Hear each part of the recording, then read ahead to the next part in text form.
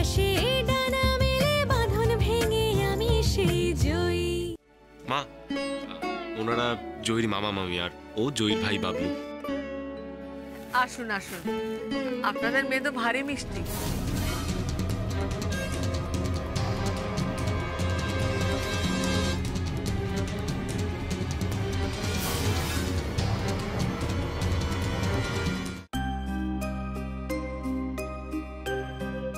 বাবলু,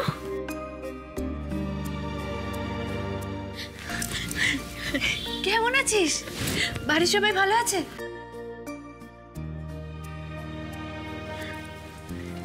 আর কমলি, কমলি ভালো আছে তো? আর গ্রামের সবাই কি রে বল?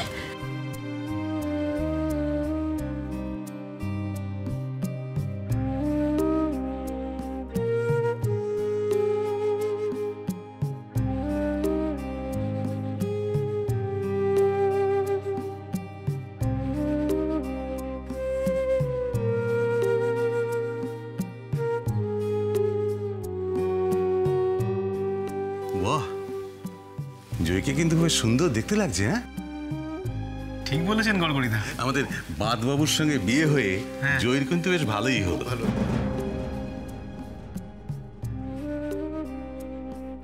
এই যে বাদবাবু ডুবে ডুবে জল খাচ্ছে, এটা কিন্তু আমরা আগে বুঝতে পারিনি। হ্যাঁ, যাই হোক, এই জয়ীকে বিয়ে করে বাদবাবু ভালোই করেছে। জয়ীর মামি এত মারধর করতো, এত জ্বালাতো ওকে, তার থেকে তো মুক্তি পাবে। হ্যাঁ, এই বিয়ের পর জয়ী ওই কষ্টটার হাত থেকে মুক্তি পেয়েছে। কষ্ট তো জয়ী এখনো পাচ্ছে, ওকে তো সবাই ভুল বুঝছে। আমি পারবো তো ওর কষ্টটা দূর করতে? তোর এখানে কষ্ট হচ্ছে না তো? ধুর বোকা, কষ্ট কিসের? এখানে সবাই খুব ভালো।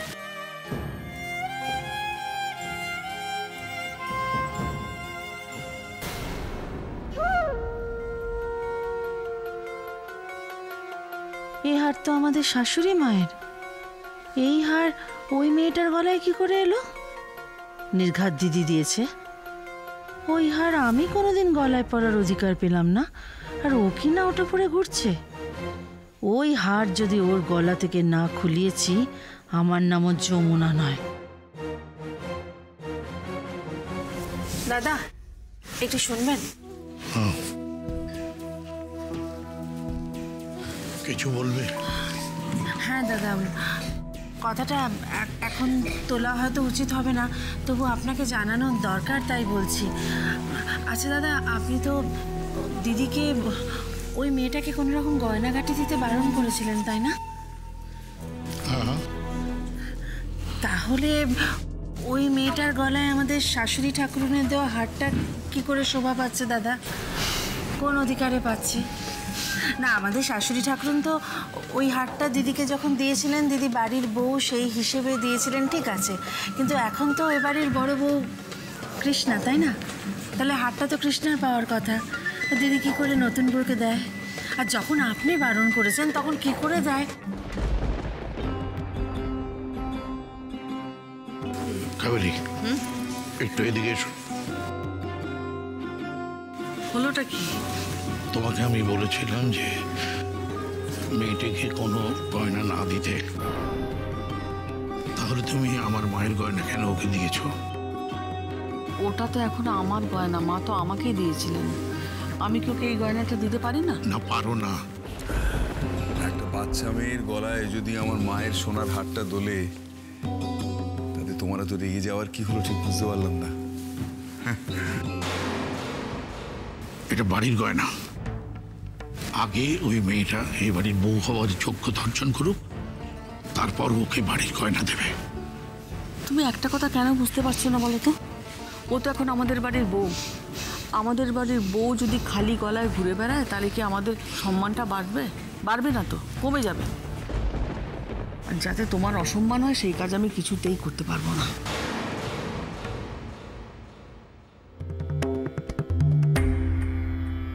যমুনা। হ্যাঁ দাদা। বৌভাতটা মিটে যাক, তারপর আমি দেখছি। বাবা, দাদা আজ চুপচাপ দিদির কথা মেনে নিল। কি ব্যাপার, তুমি এখনো এখানে দাঁড়িয়ে আছো চুপচাপ? কি হয়েছে? না, কদিন বাদে বাড়িতে আমাদের পরিস্থিতি কোথায় গিয়ে দাঁড়াবে সেটা ঠিক বুঝতে পারছি না, জানো। না না, এত ভাবাভাবির কি হয়েছে? কি হয়েছে বলো না। রিভুর বিয়ের পর থেকে এবাড়ির হাওয়া কেমন অন্যদিকে বইতে শুরু করেছে দেখছো না? দাদা আজ কেমন বিনা বাক্যবায়ে দিদির কথা মেনে নিল। দিদি কি করেছে জানো? তোমাদের মায়ের দেওয়া হার তার নতুন বৌমার গলায় পরিয়ে দিয়েছে শুধুমাত্র সম্মান রক্ষার্থে। আর আমার বৌমা এই সংসারে জুতো সেলাই থেকে চণ্ডীপাঠ বিনা বাক্যবায়ে করে চলেছে। তার কপালে কি জুটলো? আমি যে দাদার সব কথায় হ্যাঁ হ্যাঁ নাই না মিলিয়ে চলেছি, আমার কি লাভ হচ্ছে তাতে? এতে লাভ ক্ষতির বিচার করছো কেন? বৌদি তো ঠিকই বলেছে। বাজে কথা বলো না। ওই ভিখিরি মেয়েটাকে আমি কিছুতেই আমার চূর্ণির জায়গা নিতে দেবো না, তুমি মনে রেখো। বাহ, বাড়ির ছোট বউটি বেশ মিষ্টি দেখতে।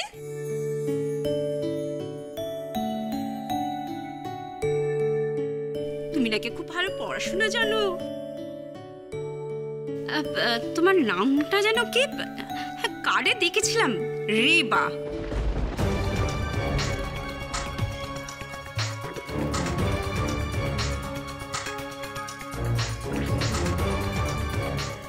তোমার বাবা মাকে দেখছি না তো, আসেননি বুঝছি?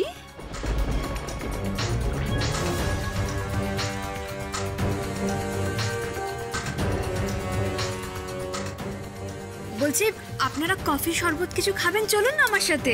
সে পরে খাবো, আগে রিভুর বউয়ের সঙ্গে আলাপটা তো করে দিই। রেবা তোমার... আপনারা ভুল করছেন। আসলে বিয়ের দিন রেবা দিদি পালিয়ে যায়, যার জন্য আমার সঙ্গে ওনার বিয়ে হয়। আমি রেবা নই।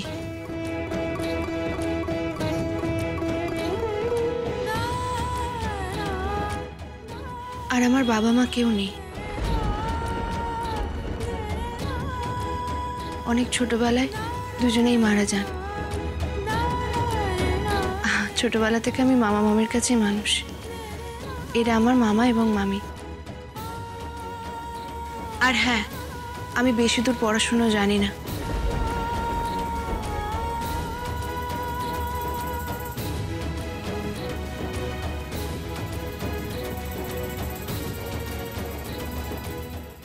এ কি শুনছি পার্থ?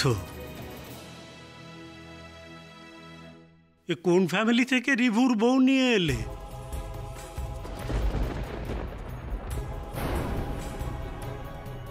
এদের দেখে তো গ্রামের গরিব দুঃখী বলে মনে হচ্ছে বিআই মশাই।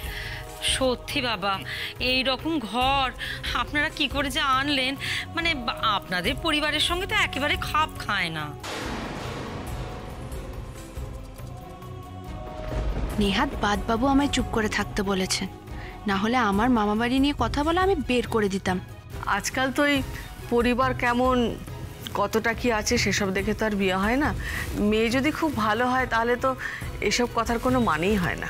আসলে কি জানেন বেয়ান, ওই বিয়েটা না সমানে সমানে হওয়াই ভালো, তাই ভালো লাগে আর কি। না হলে দেখুন আপনার নাকটাই তো কাটা যাবে, তাই না? এইরকম ঘর থেকে মেয়ে এনেছেন।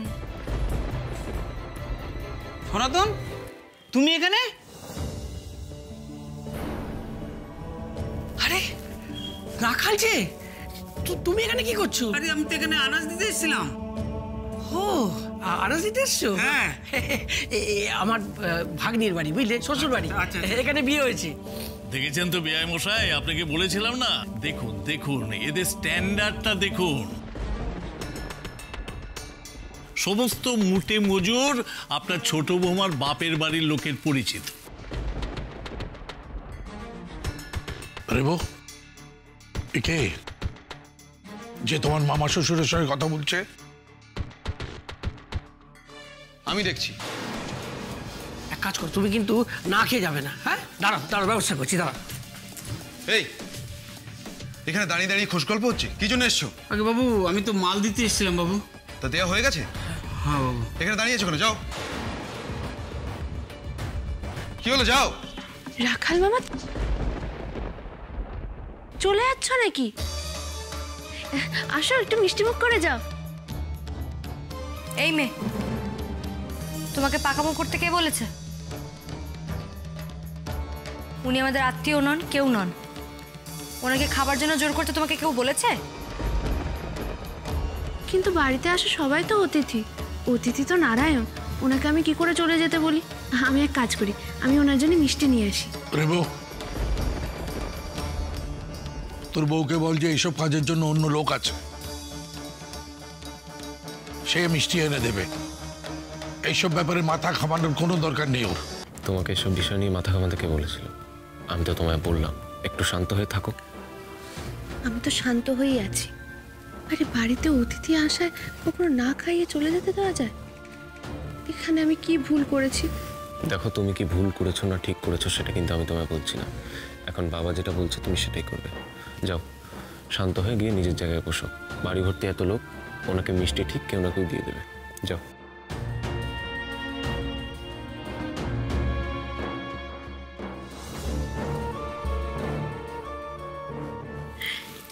কি কাণ্ড বাবা।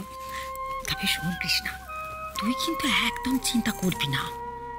মনে অশিক্ষিত গেঁয়ো ভূতটাকে না আর যেই সহ্য করুক, তোর শ্বশুর মশাই মোটে সহ্য করবেন না। এ মেয়ে বাড়িতে বেশি দিন টিকবে না, মিলিয়ে নিস আমার কথা। জয়ী, এই যে এত সব উপহার, এগুলো সব তোর? ও বাবা, ওটা আমি কি করে জানবো? মলুজা, তুই জানবি না তো কে জানবে? হ্যাঁ, আরে বাবা শোন, তোর বিয়ের উপহার তোকেই তো জানতে হবে। চুপ করে দেখি। আরে শোন না, নিয়ম হচ্ছে এই নতুন বউ যত সব উপহার পায় তার থেকে সেই উপহারগুলো আত্মীয় স্বজনের মধ্যে বিলিয়ে দেয়।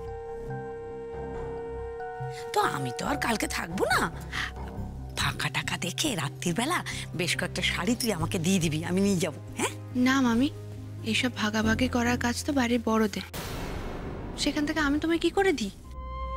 দিতে তো তোকে হবেই। একবার যখন বড় বাড়িতে তোর বিয়ে দিয়েছি, উপহারের ভাগ তো আমায় নিতেই হবে।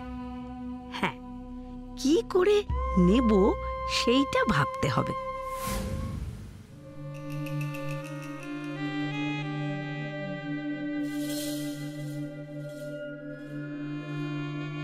আমরা তাহলে আসি দিদি।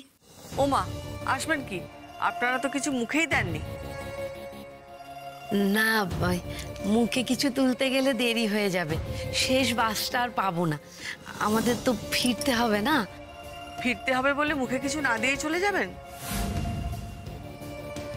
তা কি কখনো হয়?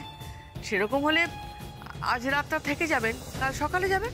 ঠিক আছে ঠিক আছে, আপনি যখন বললেন, আপনার কথা কি আর ফেলতে পারি?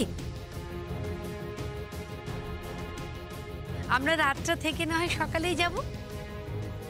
কাল যাওয়া যাবে না, নিশ্চয়ই অলকার কোনো মতলব আছে। না না অলকা, কাল যাওয়া যাবে না, আজই যেতে হবে, আমার বিশেষ কাজ আছে। তোমার আমার কি কাজ?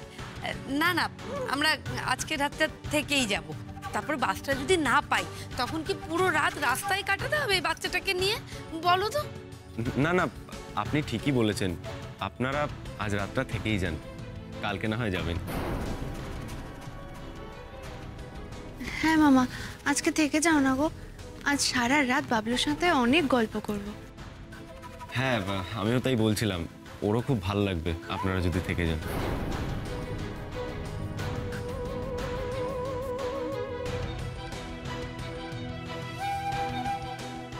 দিদি, জামাইবাবু খুব ভালো তাই না? এই বাড়িতে সবাই খুব ভালো, শুধু আমার ফুটবল খেলার কথাটা কাউকে বলতে পারছি না।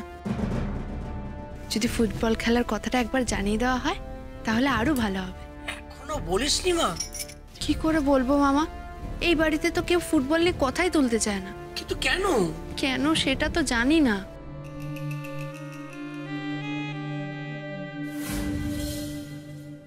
তোমাদের বাড়ির এই যৌথ ব্যাপারটা ভাঙতে হবে। আচ্ছা, হাঁড়ি আলাদা করতে হবে, তবে না তোমার শ্বশুরের জোর ভাঙতে পারবো। আর একবার এই বাড়িটা প্রমোটিং করা শুরু হয়ে গেলে তারপর তোমাকে নিয়ে আমি কি হ্যাঁ ঠিক আছে, না না কোনো অসুবিধা নেই, আপনি একটা কাজ করুন, আপনি ওটা পাঠিয়ে দিন, আমি ওকে ওকে ওকে থ্যাংক ইউ। সেজে বৌদি তুমি এখানে? না না এমনি, আসলে ওই দিকটা না খুব স্টাফি লাগছিল, তাই একটু এখানে এলাম এমনি।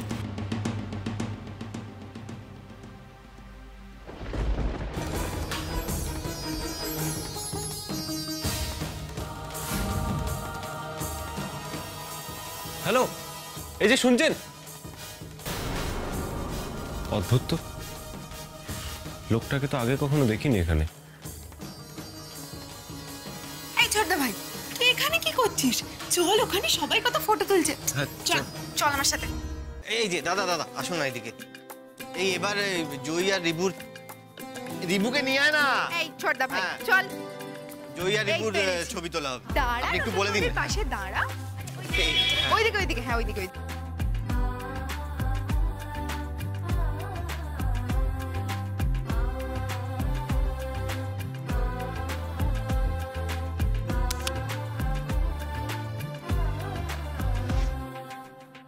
বাহ, হয়ে গেছে তোদের? এবারে ফ্যামিলির একটা, এই সবাই চলে এসো না। জেঠিমা এসো।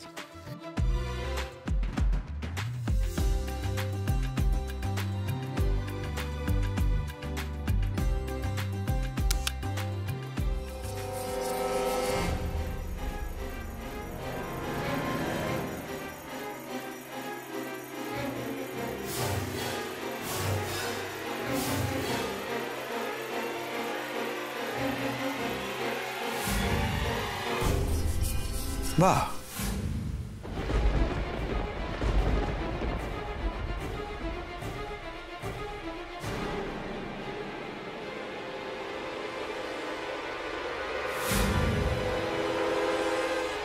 মেয়েদের টিমে ফুটবল খেলবে?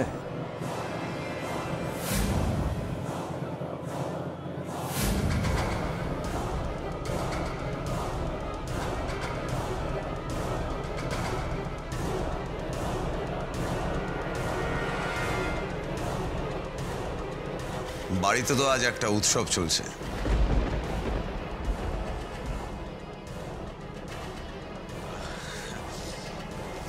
আমি কোথায় ভুল সময় এসে পড়লাম?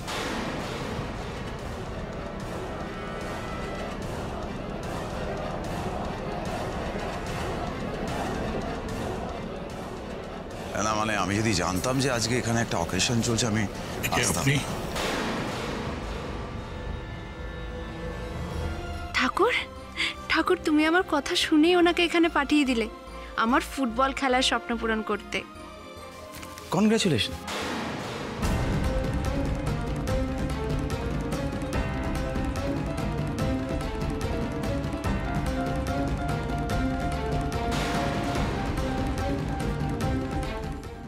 তোমার স্ত্রীর সাথে আমার আলাপ করাবে না? আরে আপনি তো আমায়